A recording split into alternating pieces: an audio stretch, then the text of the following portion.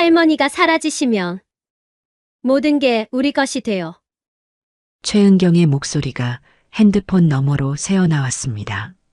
어둠 속에서 문틈으로 스며드는 그 말들을 듣고 있던 76세 박순자는 온몸이 얼어붙는 것을 느꼈죠. 6개월 전만 해도 이런 일이 벌어질 거라고는 꿈에도 생각하지 못했습니다. 그때는 정말 감사했거든요. 남편을 먼저 보내고 막막해하던 자신에게 손을 내밀어준 둘째 며느리가 말이에요. 어머님, 이제 혼자 계시면 안 되겠어요. 은경이 눈물까지 글썽이며 말했던 그날이 아직도 생생했습니다. 저희가 모실게요. 돈 걱정도 하지 마세요. 우리가 다 알아서 할 테니까요. 그 말을 들었을 때 순자는 얼마나 고마웠는지 몰랐습니다. 둘째 아들 민철이 결혼한 지 3년 만에 처음으로 며느리다운 며느리를 만났다는 생각이 들었거든요. 사실 은경은 결혼 초기에는 그렇게 각별하지 않았어요. 시집살이가 싫다는 표정을 숨기지도 않았고 명절에도 최소한의 인사만 하고 금방 자리를 떴죠. 하지만 남편이 세상을 떠난 후 은경의 태도가 180도 바뀌었습니다. 어머님, 이제 정말 우리가 잘 모셔야죠. 아버님이 계셨을 때 제가 효도를 제대로 못 해드린 것 같아서 늘 마음이 아팠어요. 이제라도 어머님께 잘해드리고 싶습니다. 은경의 진심 어린 눈물을 보며 순자는 감동했어요. 사람이 이렇게 변할 수도 있구나 하는 생각이 들었거든요. 그래서 은경이 제안한 동거를 흔쾌히 받아들였습니다. 혼자 있기도 외로웠고 며느리가 그렇게 간절하게 부탁하는데 거절할 이유가 없었죠. 어머님 통장이랑 도장은 제가 안전하게 보관해 드릴게요.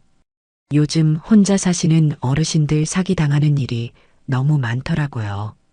은경이 세심하게 챙겨주는 모습을 보니 정말 든든했어요. 15억이라는 큰 돈과 아파트 관리를 혼자 하기에는 벅찼거든요. 남편이 평생 공장을 운영하며 모은 돈이었는데 순자에게는 너무 큰 짐이었습니다. 은경아, 정말 고맙다. 내가 이렇게 챙겨주니까 마음이 놓인다. 순자가 고마움을 표하자 은경은 더욱 다정하게 웃었어요. 어머님, 무슨 말씀이세요? 당연한 일이죠.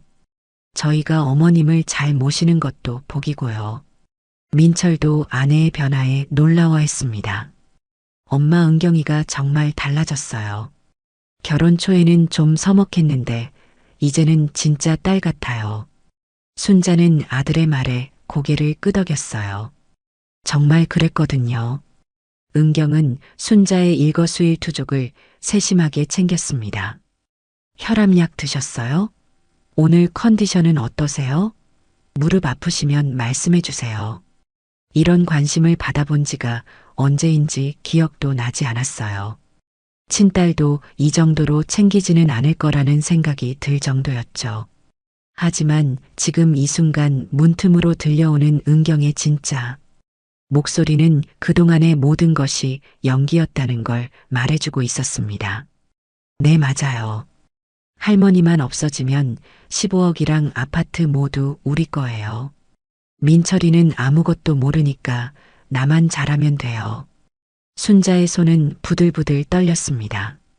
믿었던 며느리가 자신의 재산만 노리고 있었다니 도저히 믿을 수 없었어요. 그런데 더 충격적인 말이 이어졌습니다. 이제 준비는 다 끝났어요. 가짜 치매 진단서도 받았고 성년 후견인 신청서도 준비했고요. 할머니를 요양원에 보내고 나면 모든 재산이 합법적으로 우리 명의로 넘어와요. 순자는 숨을 쉬기조차 힘들었습니다. 치매라니 자신은 멀쩡한데 어떻게 그런 진단서를 받았다는 걸까요? 그동안 은경이 병원에 데려간다며 몇 번 외출했던 기억이 났어요. 간단한 건강검진이라고 했는데 그때 무슨 일이 있었던 걸까요? 곧 할머니가 자연스럽게 요양원에 들어가시게 될 거예요. 물론 본인은 싫어하시겠지만 치매 진단서가 있으니까 가족이 결정할 수 있거든요. 은경의 목소리에는 어떤 망설임도 없었습니다. 마치 오래전부터 계획해온 일인 것처럼 말이에요. 순자는 그제야 깨달았습니다. 남편이 세상을 떠난 후 은경이 보였던 그 모든 친절과 관심이 연기였다는 것을 말이에요. 처음부터 자신의 재산만 노렸던 거였습니다. 어머님 물 드세요. 은경이 방 밖에서 부르는 소리가 들렸어요. 순자는 재빨리 이불을 뒤집어 쓰고 잠든 척했습니다. 방문이 조용히 열리는 소리가 들렸고 은경의 발소리가 침대 가까이 다가왔어요. 할머니 주무세요? 작은 목소리로 부르더니 잠시 후 발소리가 멀어졌습니다.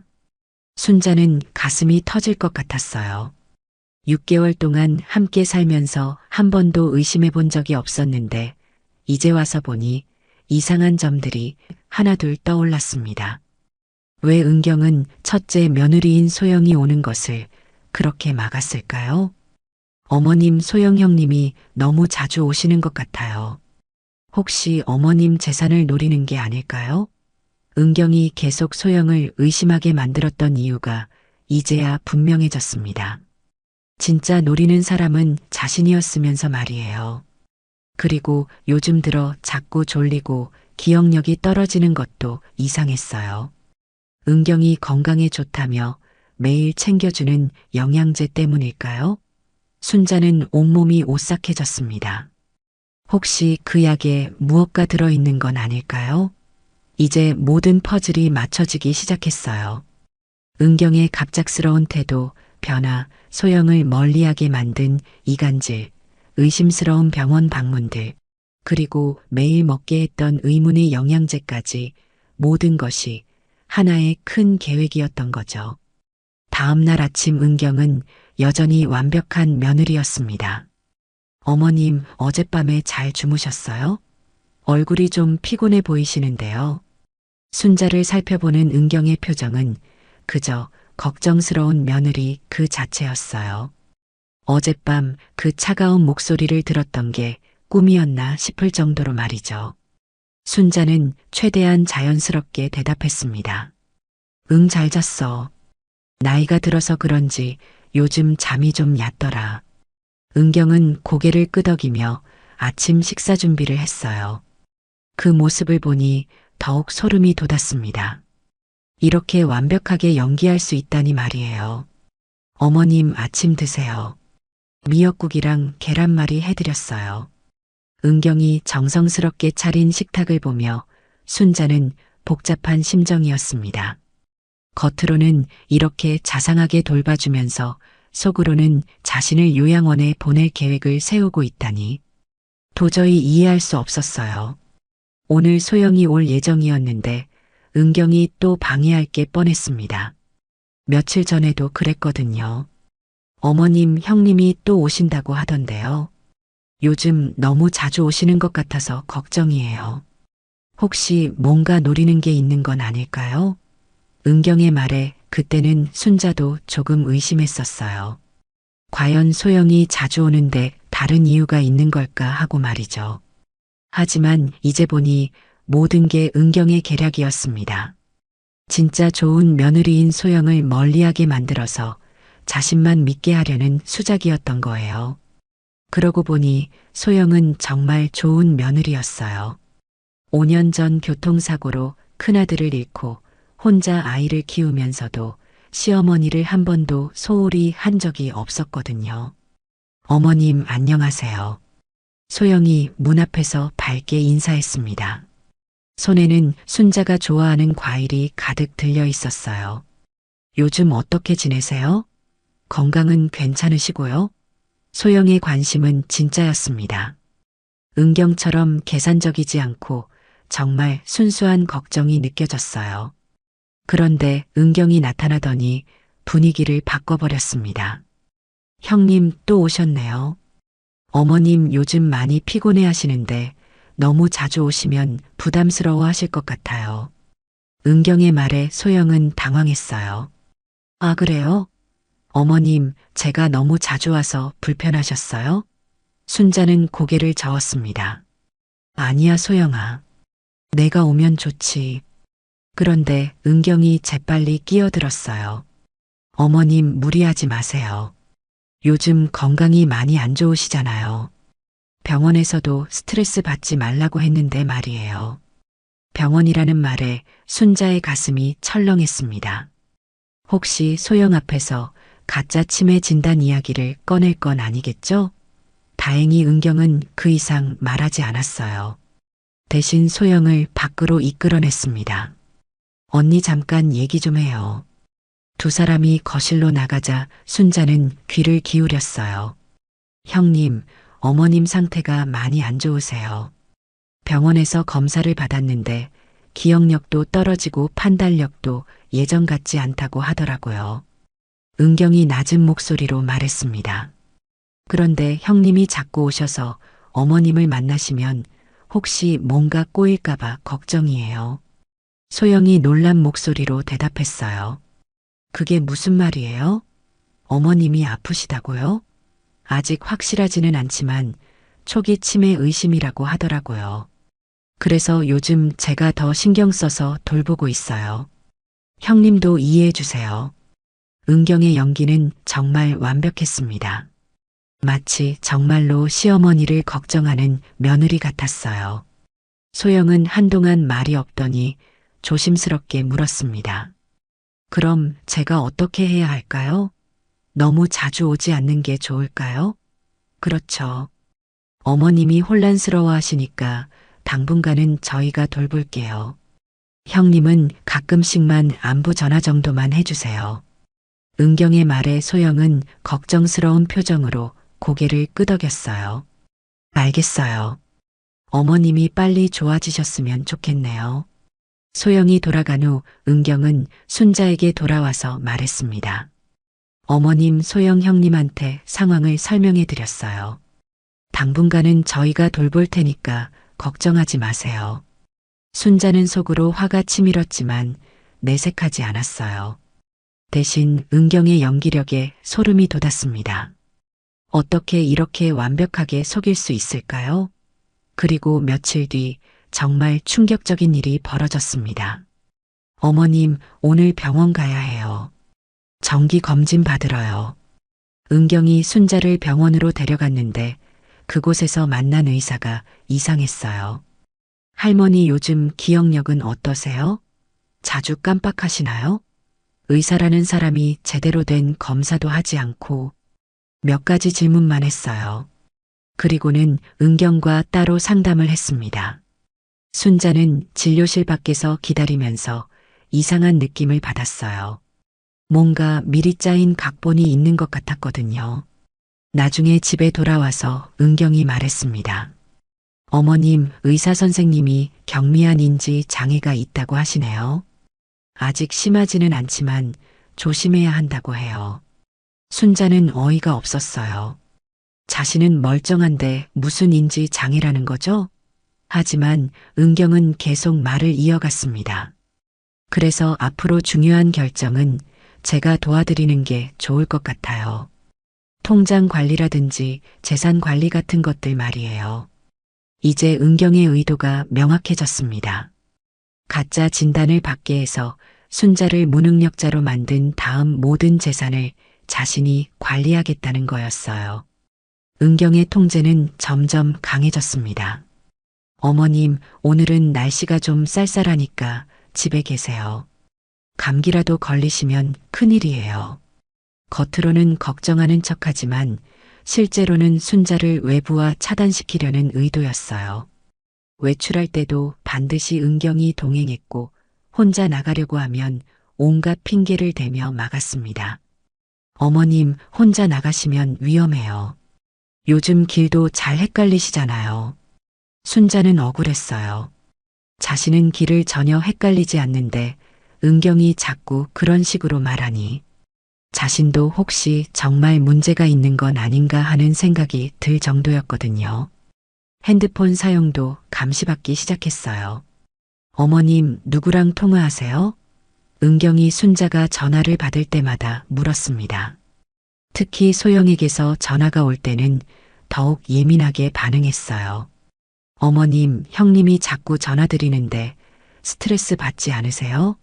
제가 대신 받아드릴까요?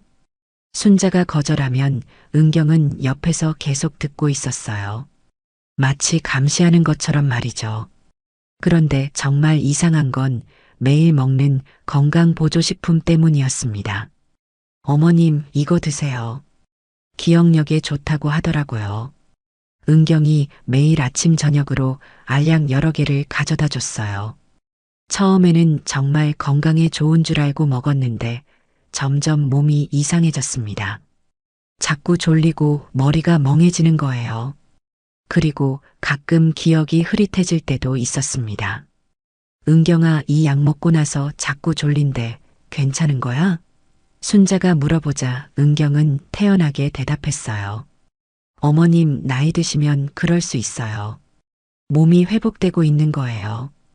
계속 드세요. 하지만 순자는 뭔가 이상하다는 느낌을 지울 수 없었어요. 약을 먹기 전에는 이런 증상이 없었거든요. 그리고 며칠 뒤 더욱 충격적인 일이 벌어졌습니다. 어머님, 오늘 법무사 선생님이 오세요. 상속 관련해서 상담받아야 할 일이 있어서요. 은경이 갑자기 법무사를 부른다고 했어요. 무슨 상속 상담이 필요하냐고 물어보니 이렇게 대답했습니다. 어머님, 나이도 많으시고 건강도 좋지 않으시니까 미리 준비해 두는 게 좋을 것 같아서요. 만약에 뭔가 있으면 가족들이 어려워질 수 있잖아요. 법무사라는 사람이 와서 여러 서류를 꺼내 보였어요. 할머니, 이 서류에 서명해 주시면 됩니다. 성년후견인 신청서와 재산관리 위임장이에요.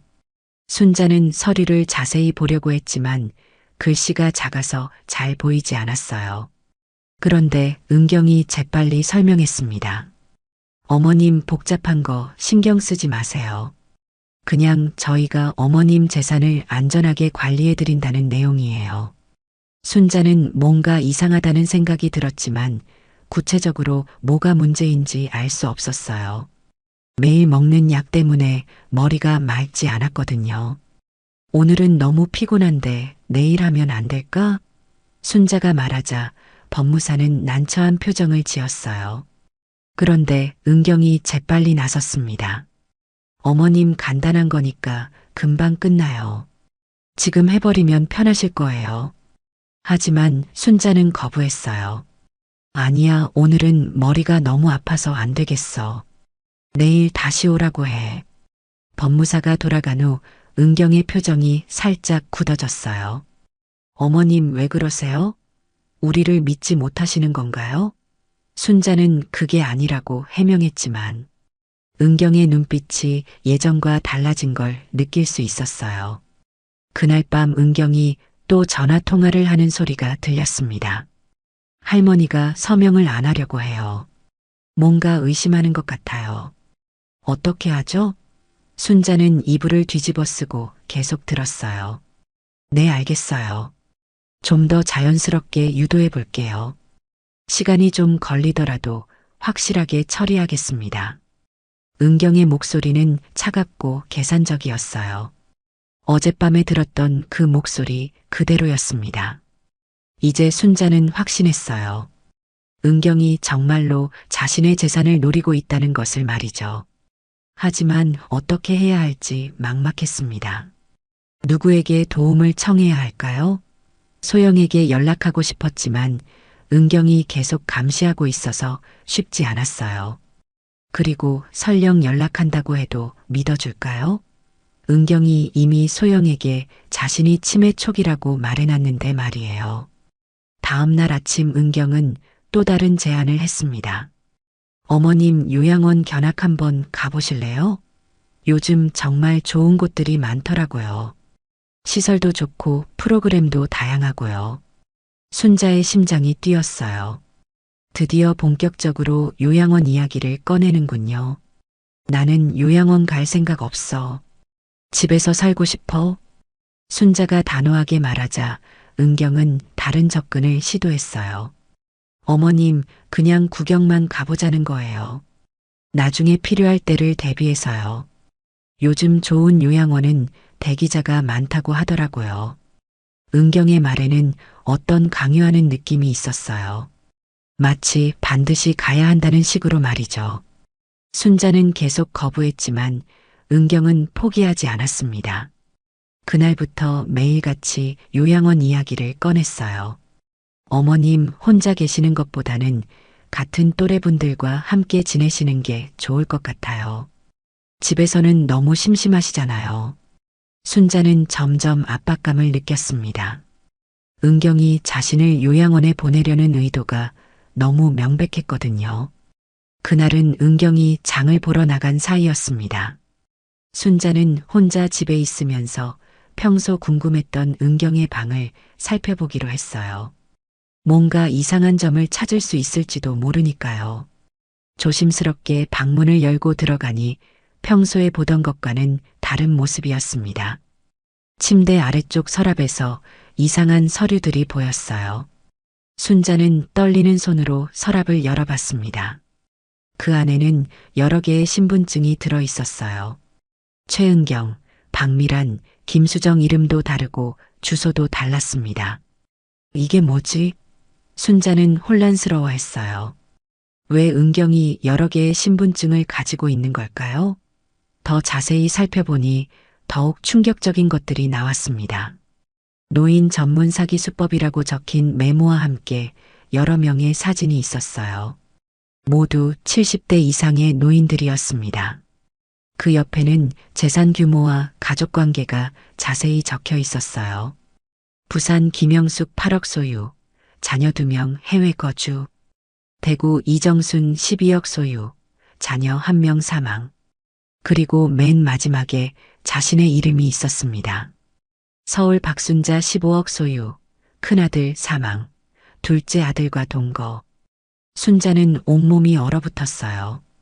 은경이 자신만 노린 게 아니라 여러 명의 노인들을 대상으로 한 전문 사기꾼이었던 거죠. 더 뒤져보니 더욱 끔찍한 자료들이 나왔습니다. 부산과 대구에서 일어난 노인 사망 사건 관련 신문 기사들이었어요. 김영숙 씨와 이정순 씨가 모두 사망했다는 내용이었습니다. 기사에는 두 분 모두 치매로 인한 우울증으로 극단적 선택을 했다고 나와 있었어요. 하지만 순자는 알 수 있었어요. 이건 자살이 아니라는 것을 말이에요. 메모를 더 보니 은경의 진짜 계획이 드러났습니다. 1단계 신뢰관계 구축, 2단계 외부 차단 및 약물 투여, 3단계 가짜 진단서 발급, 4단계 법적 서류 작성, 5단계 요양원 입소, 6단계 재산 이전, 7단계 사고 유도. 마지막 7단계를 보고 순자는 숨이 막혔어요. 사고 유도라니 그게 무슨 뜻인지 너무 명확했거든요. 은경은 단순히 재산만 빼앗으려는 게 아니라 아예 자신을 제거하려는 계획이었던 거예요. 그때 현관문 열리는 소리가 들렸습니다. 은경이 돌아온 거였어요. 순자는 재빨리 모든 걸 원래 자리에 정리하고 방을 나왔습니다. 마침 은경이 집에 들어오는 참이었어요. 어머님 혼자 계시느라 심심하셨죠? 제가 어머님 좋아하시는 과일 사왔어요. 은경의 밝은 미소를 보니 더욱 소름이 돋았어요. 저런 얼굴로 그런 끔찍한 계획을 세울 수 있다니 말이에요. 순자는 최대한 자연스럽게 행동했습니다. 그래 고마워. 나는 TV 보고 있었어.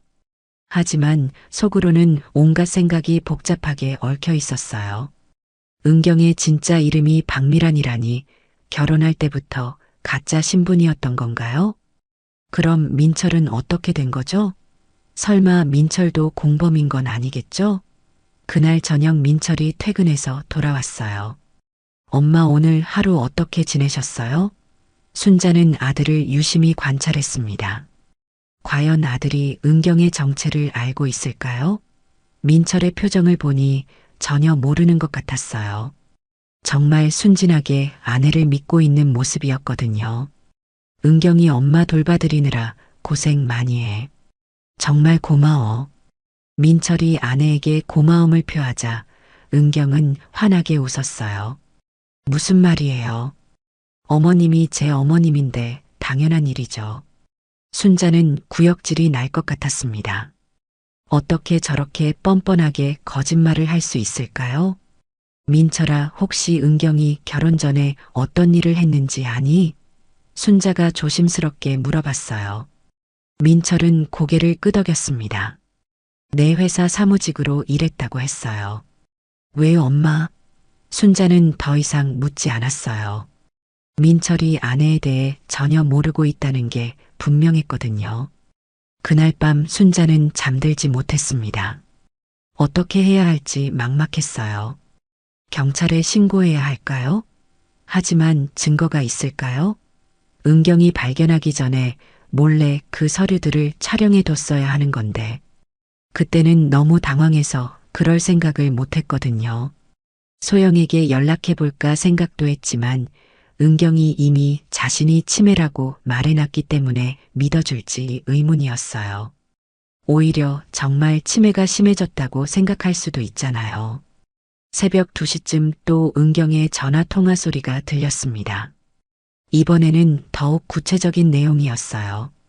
네, 이제 마지막 단계예요. 할머니가 뭔가 눈치채기 시작한 것 같아서 서둘러야 할 것 같아요. 순자는 숨을 죽이고 들었습니다. 요양원은 이미 알아봐뒀고 서류도 거의 준비됐어요. 이번 주 안에 모든 걸 마무리하겠습니다.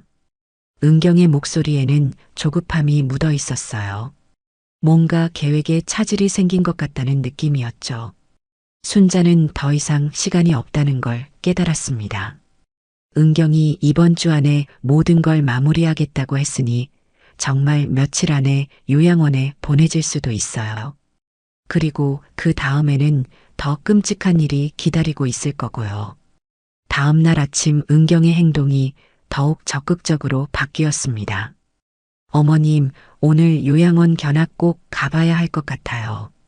좋은 곳은 대기가 길어서 미리 신청해야 한다고 하더라고요. 순자가 거부하자 은경은 다른 방법을 시도했어요. 그럼 제가 먼저 다녀와서 어머님께 설명해 드릴게요. 어떤 곳인지 궁금하시죠? 그리고 오후에 민철이 퇴근하자 바로 가족회의를 소집했습니다. 여보, 어머님 일로 얘기할 게 있어요. 민철이 앉자 은경이 심각한 표정으로 말했어요. 어머님 상태가 많이 안 좋아지신 것 같아요. 어젯밤에도 새벽에 일어나서 돌아다니시고 낮에는 같은 말씀을 계속 반복하시고요. 순자는 어이가 없었어요. 그런 일은 전혀 없었는데 은경이 거짓말을 하고 있는 거였거든요. 엄마가 그랬어요? 민철이 놀라며 순자를 바라봤어요. 순자는 고개를 저었습니다. 아니야, 나는 그런 적 없어. 하지만 은경이 재빨리 끼어들었어요. 어머님 기억을 못하세요. 그게 치매 증상이에요. 어머님은 자각하지 못하시는 거죠. 그러면서 은경은 민철에게 몰래 무언가를 보여줬어요. 병원 진단서 같은 것이었는데 아마 가짜로 만든 거겠죠. 민철의 표정이 심각해졌습니다. 그럼 어떻게 해야 하죠? 은경이 기다렸다는 듯이 대답했어요. 전문적인 돌봄이 필요할 것 같아요. 요양원에서는 치매 전문 프로그램도 있고 24시간 케어도 받을 수 있거든요. 순자는 벌떡 일어났습니다. 나는 요양원 안 가. 집에서 살 거야. 은경이 달래는 목소리로 말했어요.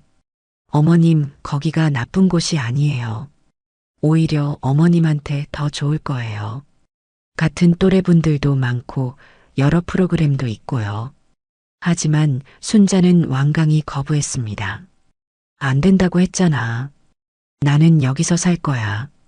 그러자 은경이 민철을 쳐다보며 눈짓했어요. 민철은 어쩔 줄 몰라 하더니 조심스럽게 말했습니다. 엄마, 그냥 한번 보기만 해봐요. 좋은 곳이면 나중에 생각해보고요. 순자는 아들까지 은경 편을 든다는 사실에 절망했어요. 민철은 정말 모르고 있는 거였지만 결과적으로는 은경을 도와주고 있는 거나 마찬가지였거든요. 그날 밤 은경은 더욱 구체적인 계획을 누군가와 논의했습니다. 순자는 방 안에서 문에 귀를 대고 들었어요. 네, 이번 주 금요일에 요양원에 입소시킬 예정이에요. 성년후견인 신청서는 이미 준비됐고 가족 동의서도 받을 수 있을 것 같아요. 은경이 말하는 상대방도 뭔가 대답했나 봐요. 잠시 후 은경이 또 말했습니다. 내 재산 이전은 입소 후 바로 진행하겠습니다. 할머니가 요양원에 적응하느라 정신없어 하시는 동안 모든 걸 처리하면 돼요. 순자의 등골이 서늘해졌어요. 정말로 이번 주 금요일에 요양원에 보낼 계획이었던 거네요. 그리고 그 다음 계획도 들을 수 있었습니다. 6개월 정도 지나면 자연스럽게 사고가 일어날 거예요. 요양원에서는 노인분들 사고가 흔하니까 아무도 의심하지 않을 거고요. 순자는 온몸이 떨렸어요. 사고라는 게 바로 자신을 죽이겠다는 말이었거든요. 6개월 후에는 이 세상에 없을 거라니 생각만 해도 끔찍했습니다. 하지만 더 충격적인 건 공범이 여러 명이라는 사실이었어요. 요양원 관계자도 저희 편이니까 걱정하지 마세요. 이미 2번이나 성공했잖아요. 이번에도 완벽하게 처리하겠습니다. 은경의 말로 미루어 보아 부산과 대구에서 일어난 일들이 정말 살인이었다는 게 확실해졌어요. 그리고 그 범죄에 요양원까지 연관되어 있다니 정말 조직적인 범죄였던 거죠. 그때 갑자기 핸드폰이 울렸습니다. 소영에게서 온 전화였어요. 순자는 재빨리 받았습니다. 어머님 안녕하세요. 요즘 어떻게 지내세요? 소영의 목소리를 들으니 반가우면서도 걱정됐어요. 혹시 은경이 들을까봐 말이에요. 소영아, 나 괜찮아. 너는 어떻게 지내니? 순자가 작은 목소리로 대답하자 소영이 이상하게 생각했나 봐요. 어머님 목소리가 좀 이상한데 혹시 몸이 안 좋으세요? 순자는 은경이 있다는 걸 의식해서 대답했어요. 아니야, 괜찮어. 그냥 좀 피곤해서 그래. 하지만 소영은 뭔가 이상함을 느꼈나 봐요. 어머님, 제가 내일 뵈러 가도 될까요? 오랜만에 얼굴 보고 싶어요. 순자는 오고 싶다고 말하고 싶었지만 은경이 바로 옆에서 듣고 있어서 망설였어요. 그러자 은경이 핸드폰을 받았습니다. 형님 안녕하세요. 어머님이 요즘 컨디션이 안 좋으셔서 방문은 좀 어려울 것 같아요. 소영이 당황한 목소리로 물었어요. 어떻게 많이 안 좋으세요? 병원에는 가보셨어요? 네, 병원에서 검사 받으셨는데 상태가 많이 진행되었다고 하더라고요. 그래서 전문적인 치료가 필요할 것 같다고 해요. 은경의 거짓말에 순자는 화가 났지만 어쩔 수 없었어요. 소영이 걱정스러운 목소리로 말했습니다. 그럼 제가 뭘 도와드릴까요? 돈이 필요하시면 언제든 말씀해 주세요. 아니에요, 형님. 저희가 알아서 할 테니까 걱정하지 마세요. 은경이 전화를 끊고 나서 순자에게 말했어요. 어머님, 소영 언니한테 걱정 끼치지 마세요. 형님도 혼자 아이 키우느라 힘든데 저희 일까지 신경 쓰게 하면 안 되잖아요. 순자는 답답했어요. 소영이야말로 자신을 도와줄 수 있는 유일한 사람인데 은경이 완전히 차단해버리고 있었거든요. 목요일 밤이 되자 은경의 움직임이 더욱 바빠졌습니다. 어머님, 내일 요양원 가시는 거 아시죠? 짐은 제가 다 준비해뒀으니까 걱정하지 마세요. 순자는 마지막으로 거부해봤어요. 나는 정말 요양원 가기 싫어. 여기서 살고 싶다고. 하지만 은경은 이미 마음을 굳혔나 봐요. 어머님, 거기가 훨씬 좋을 거예요. 전문 간병인도 있고 같은 또래분들도 많고요. 외롭지 않으실 거예요. 그리고 민철에게도 확인했습니다. 여보, 내일 오전에 요양원 가기로 한 거 맞죠? 민철이 고개를 끄덕였어요. 응, 엄마를 위해서는 그게 최선인 것 같아. 순자는 절망했습니다. 아들마저 은경 편을 드니 더 이상 희망이 없어 보였거든요. 그날 밤 순자는 잠들지 못했어요. 내일이면 정말 요양원에 보내질 거고 그 다음에는 더 끔찍한 일이 기다리고 있을 테니까요. 새벽 2시쯤 은경이 또 전화를 걸었습니다. 네, 내일 오전 10시에 입소 예정이에요. 모든 준비는 다 끝났고요. 그리고 잠시 후 더 구체적인 얘기가 이어졌어요. 재산 이전 서류는 다음 주에 처리하면 되죠? 할머니가 요양원 생활에 적응하느라 바쁘실 테니까 그때가 기회예요. 순자는 더 이상 가만히 있을 수 없었어요. 몰래 일어나서 은경의 방 앞으로 갔습니다. 문틈으로 더 자세히 들어보려고 했거든요. 네, 맞아요. 할머니 명의 모든 재산을 저희 명의로 이전하는 거죠. 치매 진단서가 있으니까 법적으로 문제 없어요. 순자는 녹음을 해야겠다는 생각이 들었어요. 하지만 핸드폰이 방 안에 있었거든요. 조심스럽게 방으로 돌아가서 핸드폰을 가져왔습니다. 다행히 은경은 여전히 통화 중이었어요. 할머니는 6개월만 버티면 돼요. 그 다음에는 자연스럽게 사고를 당하실 거거든요. 요양원에서 노인분들이 넘어져서 다치는 일이 흔하잖아요. 순자는 떨리는 손으로 녹음 버튼을 눌렀습니다. 이 증거만 있으면 은경을 고발할 수 있을 거예요. 네, 이번이 3번째니까 이제 노하우가 생겼어요. 부산 할머니랑 대구 할머니도 똑같은 방식으로 처리했거든요. 아무도 의심하지 않았어요. 은경이 과거 범죄까지 자백하는 내용이었어요. 순자는 계속 녹음했습니다. 그런데 갑자기 바닥에서 삐걱 소리가 났어요. 오래된 마루가 발자국 소리를 낸 거였죠. 은경의 목소리가 멈췄습니다. 잠깐만요. 뭔가 소리가 나는 것 같은데. 순자는 재빨리 자신의 방으로 뛰어갔어요. 심장이 터질 것 같았지만 들키면 안 되었거든요. 은경이 방에서 나와서 복도를 확인하는 소리가 들렸어요.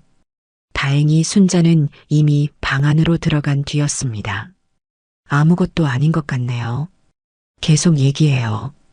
은경이 다시 통화를 재개했지만 순자는 더 이상 녹음하기 어려웠어요. 들킬 위험이 너무 컸거든요. 하지만 이미 충분한 증거는 확보했다고 생각했습니다. 은경이 과거 범죄를 자백한 내용과 자신을 살해할 계획까지 모두 녹음되었으니까요. 이제 문제는 어떻게 이 증거를 가지고 도움을 청하느냐였어요. 새벽이 되자 순자는 결심했습니다. 소영에게 연락해서 모든 걸 말하기로 한 거예요. 은경이 자신을 치매라고 말했지만 이 녹음 파일이 있으면 진실을 믿어줄 거라고 생각했거든요. 하지만 은경이 계속 감시하고 있어서 전화하기가 쉽지 않았어요. 그래서 새벽 5시에 화장실에 간다는 핑계로 몰래 소영에게 문자를 보냈습니다. 소영아, 나 위험해. 은경이가 나를 죽이려고 해. 오늘 10시에 요양원에 보낼 예정이야. 증거도 있어. 도와줘.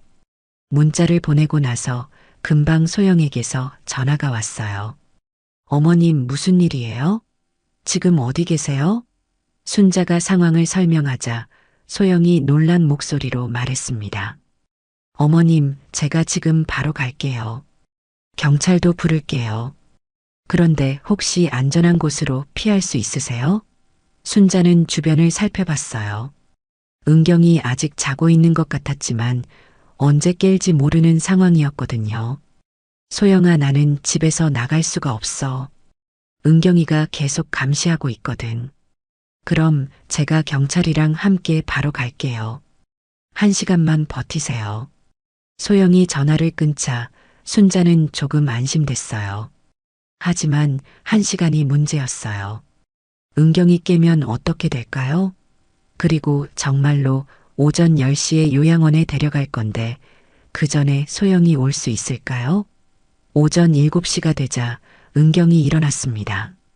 어머님, 안녕하세요. 오늘 좋은 날이에요. 새로운 곳에서 새로운 시작을 하시는 거니까요.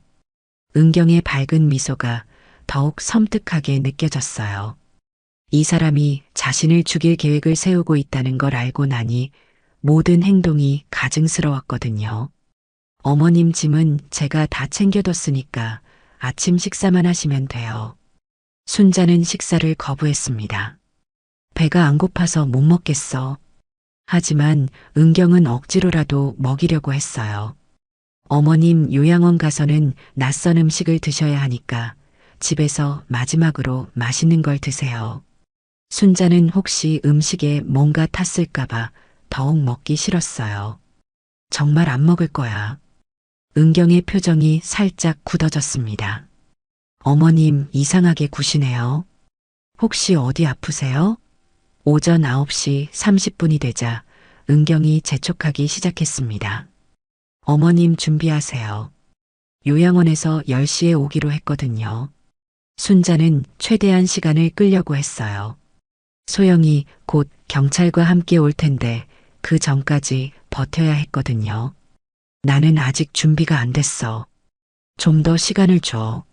하지만 은경은 더 이상 기다려주지 않았어요. 어머님 짐은 제가 다 준비했으니까 그냥 가시면 돼요. 늦으면 안 되거든요. 그때 현관문 벨이 울렸습니다. 은경이 나가서 문을 열자 요양원 직원이라는 사람들이 들어왔어요. 할머니 안녕하세요. 저희가 모시러 왔습니다. 순자는 거부했습니다. 나는 안 가. 여기서 살 거야. 하지만 요양원 직원들은 강제로 데려가려고 했어요. 할머니 가족분들이 다 결정하신 일이에요. 좋은 곳이니까 걱정하지 마세요. 순자가 저항하자 은경이 나섰습니다. 어머님 치매 때문에 판단력이 떨어지신 거예요. 저희가 어머님을 위해서 결정한 거니까 따라가 주세요. 바로 그때 또 다른 벨소리가 들렸어요. 이번에는 소영이 경찰과 함께 온 거였습니다. 경찰이에요. 신고를 받고 왔습니다. 은경의 얼굴이 순간 굳어졌어요. 무슨 신고요? 저희는 그냥 어머님을 요양원에 모시는 거예요. 하지만 경찰은 이미 상황을 파악하고 있었어요. 소영이 미리 설명해 뒀나 봐요. 할머니 혹시 억지로 데려가려는 거 아니에요? 순자는 기다렸다는 듯이 대답했습니다. 맞아요. 나는 가기 싫다고 했는데 억지로 데려가려고 해요. 그리고 핸드폰을 꺼내서 녹음 파일을 틀었어요. 여기 증거가 있어요. 은경이가 나를 죽이려고 한다는 증거요. 녹음 파일에서 은경의 목소리가 흘러나왔습니다. 할머니는 6개월만 버티면 돼요. 그 다음에는 자연스럽게 사고를 당하실 거거든요. 경찰들이 놀란 표정으로 은경을 바라봤어요. 이게 정말 당신 목소리예요? 은경은 당황해서 변명했습니다. 그게 아니에요. 할머니가 치매 때문에 이상한 소리를 하시는 거예요. 하지만 녹음 파일에는 더 결정적인 내용이 있었어요. 이번이 3번째니까 이제 노하우가 생겼어요. 부산 할머니랑 대구 할머니도 똑같은 방식으로 처리했거든요.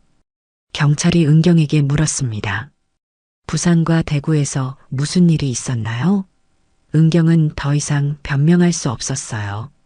과거 범죄까지 자백한 내용이 녹음되어 있었거든요. 최은경 씨 체포합니다. 사기 혐의와 살인 혐의로 긴급 체포하겠습니다. 경찰이 수갑을 채우자 은경이 발악했어요. 저는 아무 잘못 없어요. 할머니를 돌봐드린 것뿐이에요. 하지만 요양원 직원들도 함께 연행됐어요. 이들도 공범이었던 거죠. 경찰이 순자에게 물었습니다. 할머니 다른 증거도 있나요? 순자는 은경의 방으로 안내했어요. 저기 서랍 안에 여러 신분증이랑 다른 할머니들 자료가 있어요. 경찰이 수색해보니 정말 엄청난 증거들이 나왔습니다. 가짜 신분증, 다른 피해자들 정보, 범죄 계획서까지 모든 게 있었어요. 이 정도면 충분한 증거네요. 철저히 수사하겠습니다. 그때 민철이 출근 준비를 하고 나왔어요. 무슨 일이에요? 왜 경찰이 와 있어요? 순자가 모든 상황을 설명해 주자 민철은 믿을 수 없다는 표정이었어요. 은경이가 그런 사람이었다고요? 저는 전혀 몰랐어요. 민철의 충격이 너무 컸어요. 3년 동안 함께 살았던 아내가 연쇄살인범이었다니 받아들이기 어려웠거든요. 엄마 정말 죄송해요. 제가 은경이를 너무 믿었어요. 순자는 아들을 위로했습니다. 민철아, 너 잘못이 아니야. 나도 속았는데 내가 어떻게 알았겠니? 경찰 수사가 진행되면서 더 많은 진실이 밝혀졌어요. 은경의 진짜 이름은 박미란이었고 이미 전국적으로 수배 중인 전문 사기꾼이었습니다. 부산과 대구에서 일어난 노인 사망 사건들도 모두 은경의 범행이었어요. 요양원 원장과 의사, 법무사까지 모두 공범이었던 거죠. 정말 조직적인 범죄였습니다. 수사 과정에서 은경이 벌어들인 돈이 수십억 원에 달한다는 것도 밝혀졌어요. 그동안 얼마나 많은 노인들을 희생양으로 삼았는지 알 수 있었죠. 재판이 시작되자 은경은 끝까지 잘못을 인정하지 않았어요. 저는 정말 할머니들을 사랑했어요. 돌봐드리려고 했을 뿐이에요. 하지만 녹음 증거와 물적 증거들이 너무 확실했습니다. 법원은 은경에게 무기징역을 선고했어요. 피고인은 계획적이고 조직적으로 3명의 노인을 살해하고 4번째 살인을 시도했습니다. 죄질이 극히 불량하므로 무기징역에 처합니다. 선고를 듣는 은경의 표정은 절망 그 자체였어요. 방청석에 앉아있던 순자는 복잡한 심정이었습니다. 정의가 실현된 것은 다행이지만 6개월 동안 함께 살았던 기억들이 모두 가짜였다는 사실이 여전히 아팠거든요. 공범들도 모두 중형을 받았어요. 요양원 원장은 15년, 가짜 의사는 12년, 법무사는 10년형을 받았습니다. 그리고 부산과 대구 사건의 피해자, 가족들에게도 진실이 알려졌어요. 그분들은 그동안 가족이 자살했다고 생각하며 자책하고 있었는데 진짜 진실을 알게 된 거죠. 순자에게 감사 편지들이 많이 왔습니다. 할머니 덕분에 저희 어머니의 억울함이 풀렸습니다. 정말 감사해요. 순자는 자신의 고통이 다른 가족들에게도 위안이 되었다는 걸 알고 조금이나마 마음이 놓였어요. 사건이 마무리된 후 순자는 새로운 삶을 시작해야 했습니다. 은경과 함께 살던 집에서는 더 이상 지낼 수 없었거든요. 너무 끔찍한 기억들이 많이 남아 있어서 말이에요. 민철이 새 집을 구해드렸어요. 엄마, 이번에는 정말 안전한 곳에서 지내세요. 제가 매일 들러서 안부 확인할게요. 그런데 뜻밖의 소영이 제안을 했습니다. 어머님, 저희 집에서 함께 지내시는 게 어떨까요? 혼자 계시는 것보다는 함께 있는 게 좋을 것 같아서요. 순자는 소영의 제안에 감동했어요. 소영은 진짜 며느리다운 며느리였거든요. 5년 전 남편을 잃고 혼자 아이를 키우면서도 시어머니를 한 번도 소홀히 한 적이 없었으니까요. 소영아, 고맙지만 너한테 패 끼치고 싶지 않아. 너도 혼자 아이 키우느라 힘든데. 하지만 소영은 고개를 저었어요. 어머님, 저희가 가족이잖아요. 서로 도우며 사는 게 당연하죠. 그리고 아이도 할머니가 계시면 좋아할 거예요. 정말로 소영의 아들 지훈이는 할머니를 좋아했어요. 할머니, 이제 계속 우리 집에 사세요. 할머니랑 같이 있으면 재밌어요. 순자는 소영의 집에서 진짜 가족의 따뜻함을 느낄 수 있었어요. 은경과 함께 살 때와는 완전히 달랐거든요. 소영의 관심은 진짜였습니다. 계산적이거나 꾸며낸 게 아니라 정말 순수한 사랑이었어요. 어머님, 오늘 컨디션은 어떠세요? 무릎 아프시면 말씀해 주세요. 병원 가실 때도 제가 모셔다 드릴게요. 민철도 매일 어머니를 찾아왔어요. 은경 사건 이후로 아들의 태도가 완전히 바뀌었거든요. 엄마, 제가 너무 바빠서 어머니를 제대로 돌보지 못했어요. 앞으로는 매일 와서 안부 확인할게요. 순자는 아들의 변화가 고마웠어요. 비록 끔찍한 일을 겪었지만 그 덕분에 진짜 가족의 소중함을 깨달을 수 있었거든요. 소영은 순자와 함께 살면서 더욱 세심하게 돌봐줬어요. 아침에는 건강한 식사를 준비해주고 오후에는 함께 산책도 하고 저녁에는 지훈이와 함께 TV도 봤습니다. 할머니, 이 프로그램 재밌어요. 아빠가 살아계실 때 함께 봤던 프로그램이에요. 지훈이가 아버지 이야기를 하면 순자는 마음이 아팠어요. 어린 나이에 아버지를 잃은 아이가 얼마나 힘들까 싶어서 말이에요. 지훈아, 할머니가 할아버지 대신 해줄게. 뭐든 하고 싶은 거 있으면 말해. 순자는 지훈이를 친손자처럼 여겼어요. 그리고 지훈이도 할머니를 진짜 할머니처럼 따랐습니다. 할머니, 저 숙제 도와주세요. 할머니는 뭐든 잘 아시는 것 같아요. 순자는 지훈이와 함께 있으면 정말 행복했어요. 은경과 함께 있을 때는 느낄 수 없었던 진짜 가족의 따뜻함이었거든요. 순자의 이야기는 언론에도 크게 보도됐어요. 76세 할머니가 연쇄살인범을 잡았다는 내용이었죠. 많은 사람들이 순자의 용기에 감탄했습니다. 할머니 정말 대단하세요. 어떻게 그런 위험한 상황에서 증거까지 수집하셨어요? 기자들이 인터뷰를 요청했을 때 순자는 이렇게 대답했어요. 저도 처음에는 정말 무서웠어요. 하지만 가만히 있으면 죽을 것 같았거든요. 그래서 용기를 낼 수밖에 없었죠. 순자의 이야기는 전국의 많은 노인들에게 경각심을 주었어요. 특히 혼자 사는 노인들이 사기를 조심하게 되는 계기가 됐죠. 경찰청에서는 순자에게 시민 표창을 수여했습니다. 할머니의 용기 덕분에 더 큰 피해를 막을 수 있었습니다. 정말 감사합니다. 하지만 순자에게 가장 중요한 건 표창이 아니었어요. 진짜 가족들과 함께 보내는 평범한 일상이었거든요. 소영과 함께 장을 보고 지훈이와 함께 숙제를 하고 민철과 함께 저녁을 먹는 그런 소소한 행복들 말이에요. 어머님, 이 김치찌개 맛있어요. 어떻게 만드시는 거예요? 소영이 진심으로 궁금해하며 물어보면 순자는 기꺼이 알려줬어요. 그런 대화들이 얼마나 소중한지 이제야 알 수 있었거든요. 순자는 자신의 경험을 바탕으로 다른 노인들을 도와주는 일도 시작했어요. 경찰서에서 노인 사기 예방 강연을 하게 된 거죠. 여러분, 아무리 가까운 사람이라도 이상한 행동을 보이면 의심해 보세요. 그리고 절대 혼자 고민하지 마시고 가족이나 경찰에 도움을 청하세요. 순자의 강연을 들은 노인들은 모두 진지하게 메모했어요.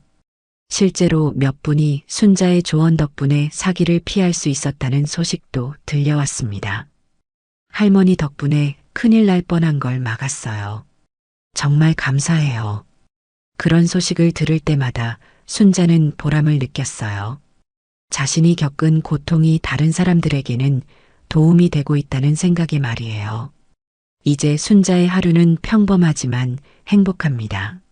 아침에 일어나면 소영이 끓여준 된장국을 먹고 오후에는 지훈이와 함께 숙제를 도와주고 저녁에는 민철과 함께 이런저런 이야기를 나눕니다. 엄마 정말 다행이에요.